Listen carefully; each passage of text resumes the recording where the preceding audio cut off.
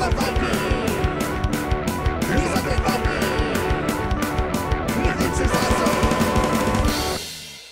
everybody, this is me, the Undead Viking, and this is vinyl. Well, this is a card from vinyl, and this is a card that represents like a vinyl record in the game Vinyl. Vinyl is a worker placement game with a little bit of a twist to that. I'll explain that in just a little bit. It is a worker placement game that you are going to be like hanging out at a record store and trying to find like different records that match your collections that you want. Vinyl records are something that, like, you know, I own and I have quite a few of, actually, and I find them to be really awesome in a way. I mean, there are lots of different ways to listen to music nowadays, but like vinyl records are part of like my past and part of like when I grew up, because I am a child of the 70s, and having this game engender this theme really appealed to me a great deal. And then when I played it and I found these, like, to have this cool little twist with the worker placement and also just the fun aspect of the set collection going on, I really enjoyed myself. But let me show you how the game is played, and then we'll come back here and I'll give you my final thoughts. Alright, so this is Vinyl. I have set up a 4-player game. Now, mind you, this is a prototype I was sent. Notice how this is just like a paper board. Just what you're looking at is going to look a lot like what the game is going to look like when it gets published. Just there may be changes between now and that time, so just keep that in mind as I describe the game. Now, as I said, this is a worker placement game, and there are several places on the board that you're going to be able to place your worker to take different actions. Now, there is a little bit of a twist on the worker placement, and I'm going to talk about that in just a little bit, but before I step into the actual actions of what you'll be doing, let me just tell you exactly what you're looking at. So, each one of the different locations is clearly labeled. Like, here's the magazine rack, the record bin, the front counter, so on and so forth. These little places, these little blue bars, are the different places where you'll be placing workers. Now, as you play the game, like the magazine rack is just like that. It is these cards that represent different magazines. You'll be drawing those magazines, and you get a hand of them to start the game. And you draw those magazines because those are the ones that have different iconography on them that will allow you to take these. And now these are the records.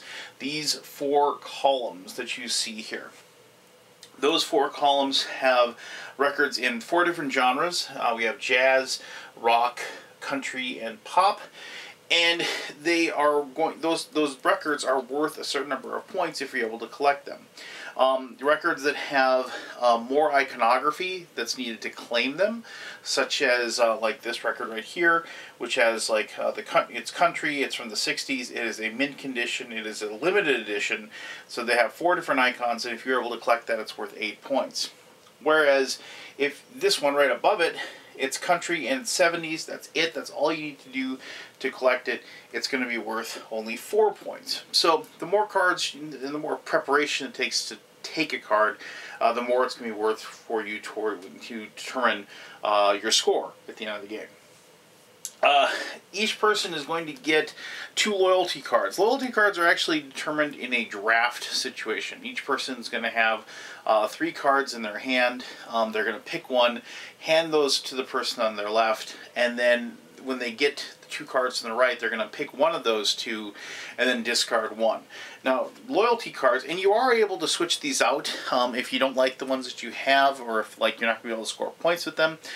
You can switch them out with an action, which I'll talk about when I get to the actions portion of the description here. But like here we have, like for each limited edition record that you have in your collection at the end of the game, it's going to be worth 1 extra point. And this one's a little bit trickier. Over half is C, and that's going to be worth 12 points. Now what does that mean? Well, at the beginning of the game, you will randomly place the 4 different genres on this little board over here. You can see A, B, C, and D. So if over half of my collection at the end of the game is country, it's going to be worth 12 extra points. So it's always a good idea to keep track of what your loyalty cards are so you can make sure you're going to cash in with as much extra points as you possibly can. Alright, so that is describing what you're looking at in front of you right now. So the different locations that you can take your actions are going to be the magazine rack, the record bins, the sale bin, and the front counter. Oh, I forgot to tell you one other thing. So these blue cards right here, they are listed as pure, mixed 2, and mixed 1. As you collect these records, and each person's going to have a player board.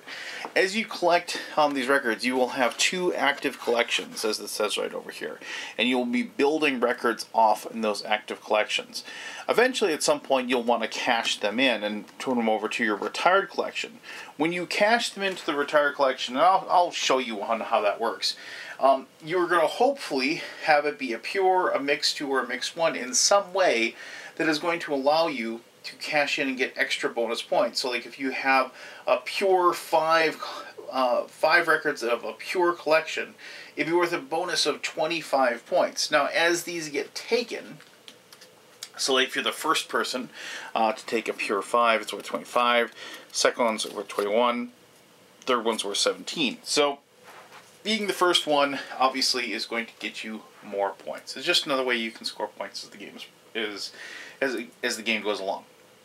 Alright, so the big difference between, lots of worker placement games, you place your worker and then you take the action and then later you get to take it off and then you get to take another action later. Now the big difference between this and a lot of other worker placement games is that there are 2 separate locations on each one of these places. So I'm just going to, for example, I'm just going to show you like the record bin.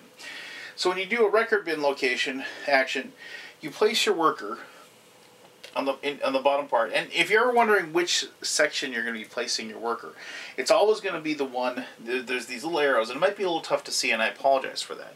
But there's these little arrows that kind of point up. And like, and what that means is, so like, when you take this action, what happens is you go ahead and once again, I'll go over these actions here in just a little bit, and you leave your worker there. Later on, somebody might take that action they want to do, and you don't block the action. What happens is if you take that action, it shoves your worker to the next spot. This person will take their action, and then you will get to take this secondary action.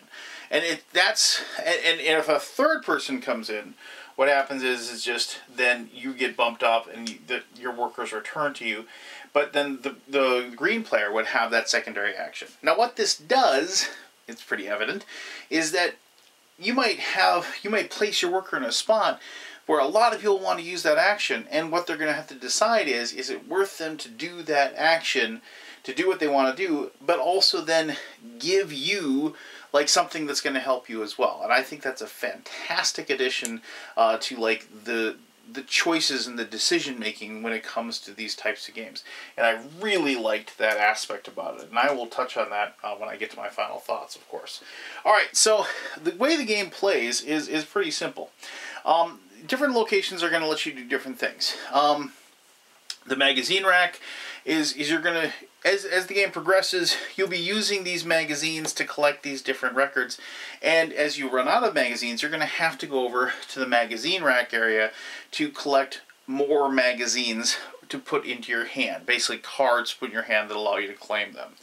Now, when you take the action over at the magazine rack, what you'll be doing is that the first action, this is this bar right here. You draw 2 magazine cards from the magazine cards on display or from the top of the deck. And you just take those and you're going to place them in your hand. Then, also if you get the bump action, whereas if somebody gets, if you bump somebody there, the bump action there is the player draws 2 new, they can either draw 2 new loyalty cards and add them to their hand. The player must discard 2 loyalty cards from to the bottom of the deck. So remember, you can only have 2 loyalty cards at any one time. Or you can take 1 magazine card from the top of the magazine. You can just take 1 magazine card from the top if you get bumped. Now, there are wild cards that are located within that, and I don't have one out there right now, but if you do get a wild card, if you draw a wild card from the display, it can be the only card that you draw. Wild cards basically give you, let me see if I can just find one real quick. Wild cards give you just that. It's a card that, okay, so here we have a wild card that is country, but you notice it's a wild, meaning that it can be any of the different other icons. And obviously those are really useful if you're trying to collect a record, because you're trying to get a certain icon on the card that you're looking for. So, but if you take a wild card that is on display, it's the only card that you can take. So just keep that in mind, because it is a powerful card. You only get one. If you manage to get lucky and draw a card, and the top card you grab is a wild card, you still get to draw another card. So that's just, you know, luck of the draw type of situation. All right, so record bins. This is what you're going to be doing a lot of to gain points. When you take the action of the record bin, what you'll be doing is you're going to collect an album by discarding the different magazine cards you have that are going to match up with the record that you want. And then that's the first possible action you can take. Now the second action you can possibly take is called the layaway. And you might notice that over on your player board here, there is a spot for a layaway. Now what that means is that there's a record that you really, really want, but you don't have the right cards for it yet, but you're worried somebody else is going to snag it before you get the chance. So what you can do then is that if you don't have all of the icons for it, you can just take one card that matches one of the things that you need, and you are allowed to take the record. So let's say I really wanted this one, even though I can't get it yet, I don't have all those things. So I could just take, like, in this case, I could actually take this one that has boots in the 60s. So it's going to account for 2 when I finally do take it. But I'd be able to take this like so and put it over here and in my layaway section, and I keep that card with it to show that I've used that card to claim it.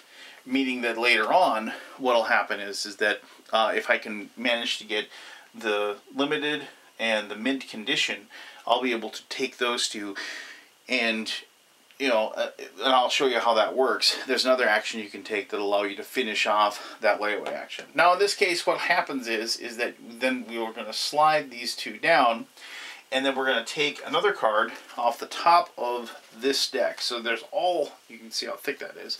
There's all these different cards, and what we're going to do is we're going to take a card and draw it, and we're going to put it on the top of that line like so, and then you'll slowly go through this. Now I will mention that this giant stack, interspersed in between here, are these cards, which are the Salesperson Action.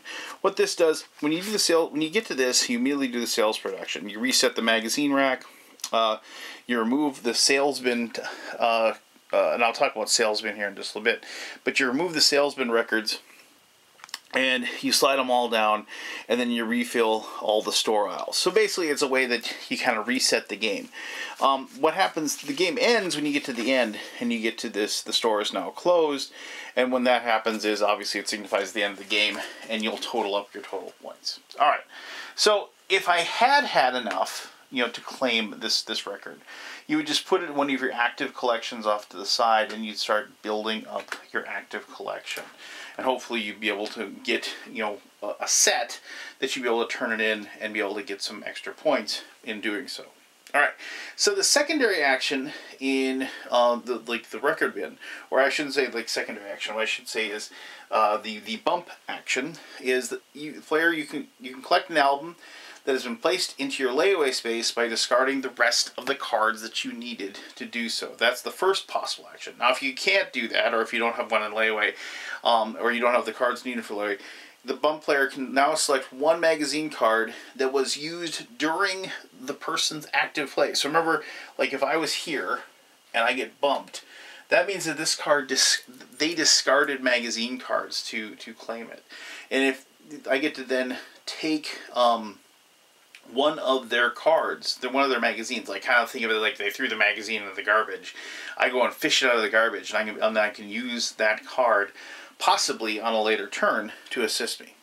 Alright, now sometimes if there's ever a situation where there aren't any cards for whatever reason that you can't grab, you know, with this action, you can always just take a card off the top of the deck. So you don't just lose out in that situation. Alright, so the front counter, what you do as a player can collect an album that has been placed in your layaway space. So that's the main action.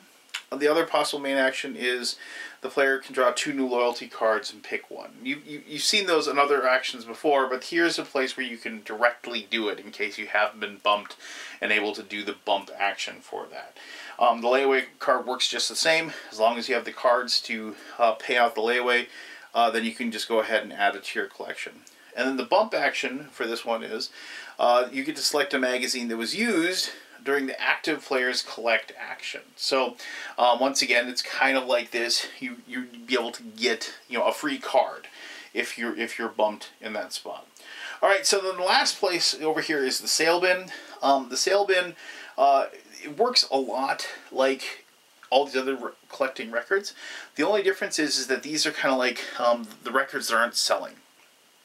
And so you can claim those for one less icon that is on these records. So in this case, like if this one, if you only had pop songs or pop genre and 50s, but you did not have limited edition on one of your cards that you had, or even if you did, you could just not have to use that card and you'd be able to claim it by only using both of those icons. Makes pretty perfect sense. And then just think of it like as a clearance rack at a retail store. They're just trying to get it off the shelf and try to get something for it, instead of just letting it sit there and collect dust. The bump action for the sale bin is also a spoils action, where if the other player is whatever cards they've used, if to collect their record from the sale bin, you're able to take one of those magazines that they used and add it to your hand. Alright, so the collections and how you turn them in. Now you're allowed to turn in one per turn, like per player turn that you have. So like if you do have 2 collections, you can't turn both in at the same time. And you can do it at the beginning of your turn, or you can do it at the end of your turn. So the big thing is, if it's a pure collection, what it'll have to be is it has to be of one genre. All the records have to be one genre, and they have to have one icon also in common. So like pure 70s or like pure limited edition, that sort of thing. If it's mixed, it means that obviously it's mixed. They can be of different genres. Mixed too means that they have 2 things in common though. So it could be mixed genres, but they're mint and they're from the 60s, that sort of thing. And you can get that. And the final thing is mixed one means, as you probably guessed, they are mixed genres, and but they still have one thing in common. It could be the mint or limited edition, or like 60s, 70s, or what have you. And so then you can turn those in for that. And then, like as I said, you collect these, and you get the top 0.1 each time you collect them, and those are going to be worth bonus points, and added to your score. As I said, you keep playing until you get through all of the records. Once you get through all the records, then you're going to total up your total points that you've earned as the game progressed. You cash these in if you get any bonus points for those, and whoever has the most points did the best job of creating their vinyl collection and will win the game. It's a neat little twist on something that I really like the theme for one, but it's a neat twist on the set collection type genre that I've played a lot of, and I really did enjoy the fact that these worker spots have these double actions basically, and so when you place your worker there, you're kind of investing in the fact that you're hoping that somebody is going to go ahead and come along and take the spot and bump you and give you a little bit of extra action as well, which is a really cool aspect. But let me talk more about that in the game in general with my final thoughts. Alright, thanks for learning how to play vinyl. Just a quick story, and I do apologize, I haven't done one of these in a while, but a long time ago, actually you shouldn't say a long time ago, but this is I'm guessing 14, 15 years ago or so, in Fargo, North Dakota, where I lived and grew up and still live very close to, there was a really, really great record store called the Vinyl Connection, is what it was called. And it was right next door to this hemp and bead place where you could buy hemp and and beads, and you can make jewelry and things like that. And both places were run by this like aging hipster dude, the classic guy, kind of skinny beanpole beard, long gray hair pulled back into a ponytail, very affable gentleman who had a million stories and was so much fun to hang out with. I remember correctly, his name was I want to say his name was like Jim, and like that's everybody knew him as just Vinyl Jim or whatever. And he just ran this record store, and this was like his thing, right? He just loved listening to music, and he loved just talking to people, and he was just there every day, all the time. I would go there on my days off, and I would just hang out at that store, just shooting the bull and listening to old records and new records too, for that matter, because he had like one of the best stereo setups ever. I still remember the day when he had to close down, and it was just kind of a sad day, because he was just kind of this icon within like the downtown Fargo area. And I have no idea whatever happened to him, but I do remember one story I told him. We were like talking about something, and I don't remember what exactly it was, and he was talking about probably his heyday in the 60s, right? And talking about this and that and the other thing. And then he finally asked me, he's like, "When were you born?" And I was like, "I was born in 71, I said. And I said, "What were you doing in 71? And without missing a beat, Jim said, "Time," and meaning he was incarcerated. And I said, "Oh," I was like, "What were you incarcerated for?" "Drugs." Without missing a beat. But anyway, yeah. I mean, it was just.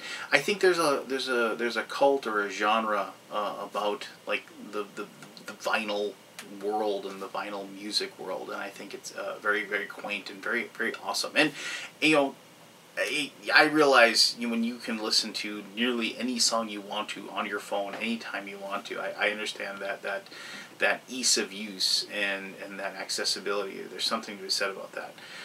But seriously, if you can listen to a really, really good record on a really good turntable, it sounds way, way better. But anyway, so about the game, this is a worker placement game, and this is a set collection game, and I've played quite a few of these, but what stood out for me, as I said, was this worker placement switch, right? The fact that you were bumping workers so they get another action, and it forces people to decide if they want to do that and actually allow somebody else that bonus action.